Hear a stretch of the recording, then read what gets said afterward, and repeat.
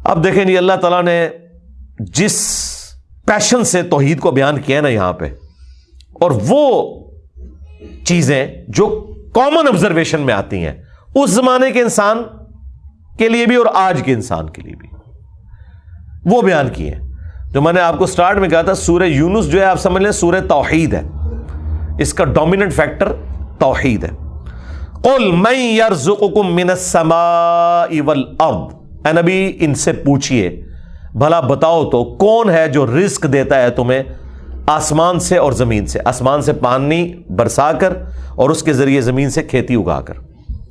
یہ اس زمانے میں بھی لوگوں کو پتا تھا کہ یہ کوئی بزرگ بابا نہیں بارش برسا سکتا، آج بھی لوگوں کو پتا ہے کوئی نہیں برسا. دیکھیں جب بارش نہیں ہوتی سارے بابے فیل ہو جاتے ہیں، ہاں ڈیم خالی ہو جاتے ہیں، بابے فیل ہو جاتے ہیں، اور اللہ کی مرضی بارش دے نہ دے.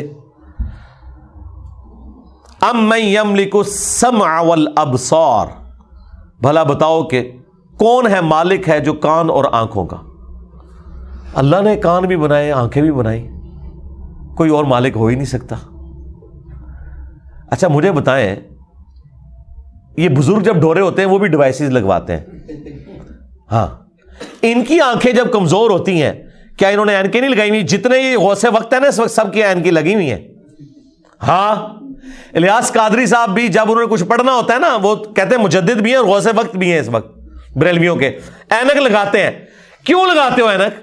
تم تو دلوں کے بھی چھپے ہوئے راز جانتے ہو، سامنے چیز آئی ہوئی نہیں پڑھ سکتے. ابھی تو انجینئر صاحب نے اپنا فارمولہ نہیں رکھا میکینیکل انجینئرنگ کا، مشین ڈیزائن کا. تم جو اردو میں لکھی ہوئی باتیں ہیں وہ بھی انگریز کی بنائی ہوئی اینک کے بغیر نہیں پڑھ سکتے. ہمیں تو کل تک کہتے تھے جی اگر انگریز ہوا میں اڑ سکتا ہے تو بابا کیوں نہیں اڑ سکتا؟ انگریز نے تو اڑ کے دستا ہے جہاز بہ کے، بابا بھی اڑ کے دسے، مان لیں مانگے. تو انگریزوں کی بنائی ہوئی اینکیں لگا کے تم لوگ وہ چیزیں پڑھتے ہو تو ظاہر ہے تم تو مالک نہیں ہو ان آنکھوں کے. آج تک کسی بزرگ نے اپنی آنکھیں کمزور ہونے سے روکی ہیں؟ کوئی شخص اپنے بڑھاپے کو ٹال سکتا ہے؟ کوئی پیغمبر بھی نہیں ٹال سکتا اپنے بڑھاپے کو. بال سفید ہوئے تو ہو گئے، نظر کمزور ہوئی ہے تو ہو گئی ہے. تو یہ چیز ہے. اللہ تعالیٰ فرماتا ہے کہ پوچھ ان سے اے نبی صلی اللہ علیہ وآلہ وسلم کون مالک ہے کان کا اور آنکھوں کا. وَمَن يُخْرِجُ الْحَيَّ مِنَ الْمَيِّتِ، اور کون ہے جو مردے میں سے زندہ کو نکالتا ہے. بظاہر زمین مردہ ہوتی ہے اس میں سے زندہ کھیتی نکلتی ہے. بظاہر انڈا ہماری کامن آبزرویشن کے اعتبار سے مردہ ہوتا ہے، اس میں سے چوزا نکلتا ہے. ویسے تو وہ مردہ نہیں ہے لیکن قرآن چونکہ لٹریچر کی زبان میں کامن آبزرویشن پہ بات کر رہا ہے اس اعتبار سے تو وہ بظاہر ہل جل نہیں رہا. ایک بیج اس کے اندر زندگی ہے لیکن بظاہر مردہ ہے، اس میں سے 6 ارب گنا بڑا درخت نکلتا ہے. وَيُخْرِجُ الْمَيِّتَ مِنَ الْحَيِّ،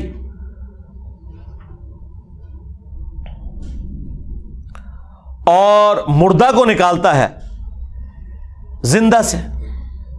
زندہ میں سے مردہ بھی نکلتے ہیں، یعنی مرغی انڈا دیتی ہے. بظاہر یہ بات ہو رہی ہے، میں سائنٹیفک لینگویج میں بات نہیں کر رہا، لٹریچر کی زبان میں بات کر رہا ہوں. زندہ درخت میں سے، اور وہ بھی زندگی اب سائنس ہمیں بتا رہی ہے. قرآن تو پہلے ہی کہہ رہا تھا کہ درخت زندہ ہے، کھیتیاں زندہ ہیں، لیکن اب ہمیں سائنس بتا رہی ہے ان کی فیلنگز ہیں. باقاعدہ یہ خوش بھی ہوتی ہیں ناراض بھی ہوتی ہیں.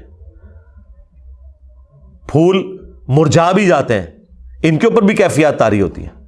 تو آپ دیکھیں اسی میں سے وہ بیج نکلتا ہے، وہ بیج آپ بوتے ہیں ایک اور درخت نکل آتا ہے، ایک اور کھیتی نکل آتی ہے. وَمَن يُدَبِّرُ الْأَمْرَ، اور کون ہے جو سارے کاموں کی تدبیر فرماتا ہے. ظاہر ہے جی بزرگوں کو تو پتہ ہی نہیں، اور جن بزرگوں کو سورج کے سائز کا ہی نہیں پتا وہ سورج کو کیسے کنٹرول کر سکتے ہیں، اور سورجوں کی تعداد بھی نہیں پتا. ان بیچاروں نے یہی سورج دیکھا ہوا ہے. یہ تو سائنس بتا رہی ہے نا صرف ملکی وے گلیکسی میں 300 ارب سورج ہے ایک گلیکسی کے اندر، اور اس طرح کی 250 ارب گلیکسیز اور ہیں. بزرگوں تو پتہ ہی نہیں تھا. آپ لاکھ کہتے رہیں گے وہ شاہ شمس تبریز نے بوٹی پون لی سی. دادا کرو کہانیاں ان کی سنیں. فَسَيَقُولُونَ اللَّهُ، تو یہ انقریب کہیں گے اللہ ہی کرتا ہے. یہ دیکھو مشرکین عرب بھی بتوں کو ساتھ شریک ٹھہراتے ہوئے بھی کہتے تھے نہیں اے کام نہیں بت کر سکتے، اے وڈا ہی اللہ کرتا ہے. اور یہاں کہہ رہے ہیں بزرگوں کی ڈیوٹیاں لگی ہوئی ہیں، اندازہ کریں. فَقُلْ أَفَلَا تَتَّقُونَ، تو اے نبی ان سے فرماؤ کہ کیا تم ڈرتے نہیں ہو اس شرک کے کام سے؟ اندازہ کریں مشرکین عرب اللہ کو مانتے تھے لیکن اس کے ساتھ شریک ٹھہراتے تھے. ہمیں بتایا گیا ہے کہ جی یہ قرآن کافروں کے بارے میں نازل ہوا ہے جو اللہ کو نہیں مانتے تھے، تاکہ آپ کا خیال ہی اس طرف نہ جائے کہ آپ کے بابوں کے بارے میں بھی ان کے ماننے والوں نے وہ عقیدے رکھے ہوئے ہیں جو مشرکین عرب نے اپنے ان بتوں کے ساتھ رکھے تھے، سوائے ایک فرق ہے کہ وہ انہیں چھوٹا آلہہ کہتے تھے.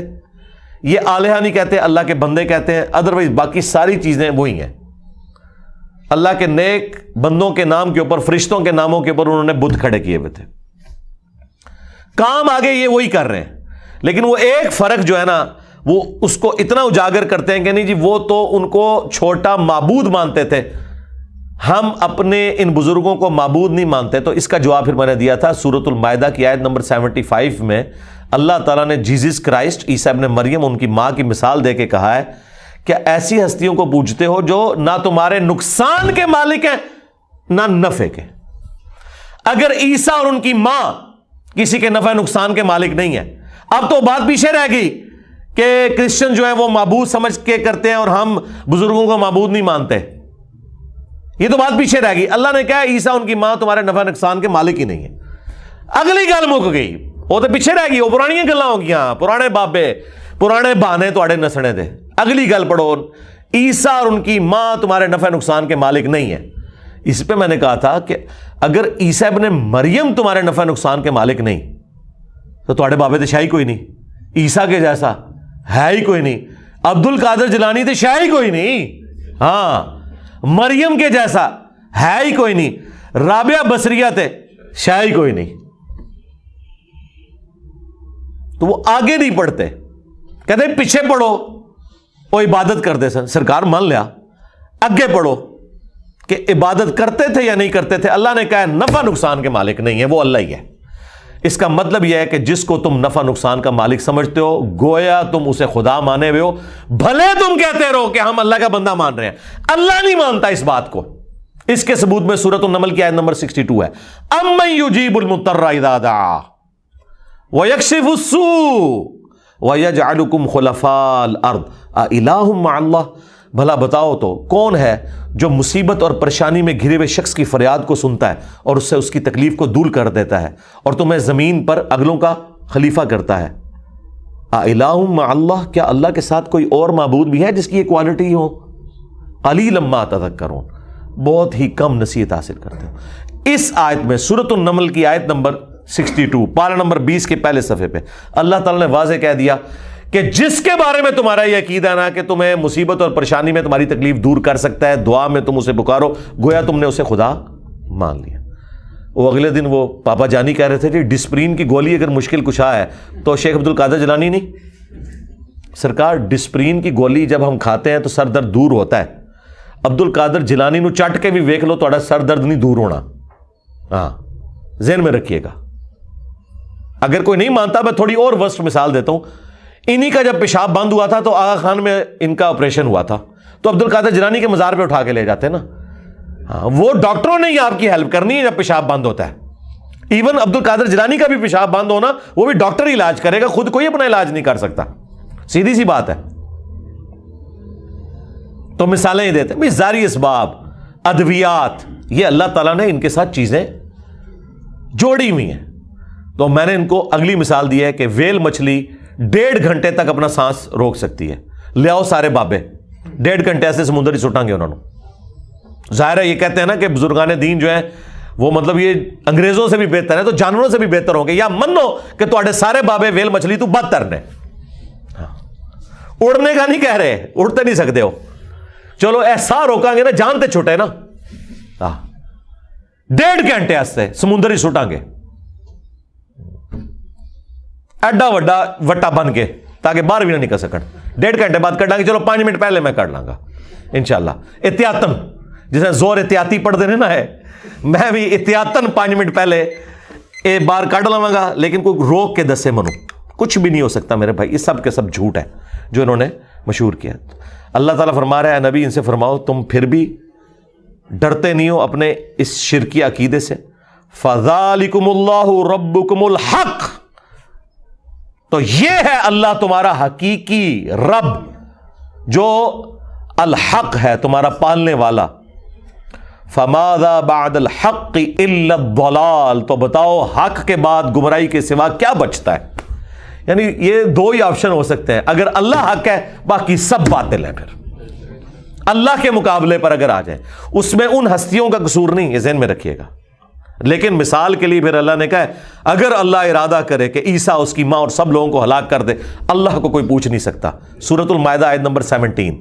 اب کوئی اللہ کو یہ سمجھائے گا کہ یا اللہ عیسیٰ کا رگڑا کیوں نکالا نعوذ باللہ ان کی نظر میں؟ نہیں بھئی، جب توحید اسٹیبلش کرنی ہے تو وہ ہمارے استاد مولانا ساکھ صاحب کہتے تھے اور جدو توحید بیان کریں گے تو نبیوں کی گستاخی آپ ہی ہو جائے گی. یہ ہو نہیں سکتا کہ ایسی توحید بیان کریے اور گستاخی نہ ہوئے، کیونکہ گستاخی آپ کہہ رہے ہیں، وہ گستاخی ہے نہیں ہے. نبی نہیں سے گستاخی مانیں گے. اللہ تعالیٰ نے سورہ نساء میں فرمایا عیسیٰ ابن مریم کبھی یہ اور محسوس نہیں کریں گے اور نہ کوئی مقرب فرشتہ کہ اسے اللہ کا بندہ کہا جائے. اور پھر اللہ نے کنکلوڈ کیا ہے کہ اگر کوئی فرشتہ یا کوئی پیغمبر اس چیز سے شرمندگی محسوس کرے کہ وہ بندہ ہے ہمارا، ہم قیامت کے دن بلا لیں گے، پھینکیں گے جہنم کے اندر سمجھانے کے لیے. اللہ تعالیٰ تو بالکل نہ اس کا کوئی پیغمبر رشتہ دار ہے نہ کوئی فرشتہ رشتہ دار ہے، سب کے سب اس کے بندے ہیں. ہاں اللہ اکبر. فَأَنَّا تُصْرَفُونَ، تو پھر کہاں رخ موڑ کے پھرے جا رہے ہو؟ كَذَلِكَ حَقَّتْ كَلِمَةُ رَبِّكَ عَلَى الَّذِينَ فَسَقُوا أَنَّهُمْ لَا يُؤْمِنُونَ، بالکل اس طریقے سے ثابت ہو چکی ہے تمہارے رب کی بات ان لوگوں کے اوپر جو سرکشی کے اوپر اترے ہوئے ہیں کہ وہ کبھی بھی ایمان نہیں لے کر آئیں گے. یعنی اللہ نے ان پہ مہر لگائی ہے بسبب اس کے کہ حق سامنے آنے کے باوجود انہوں نے حق ماننے سے انکار کیا.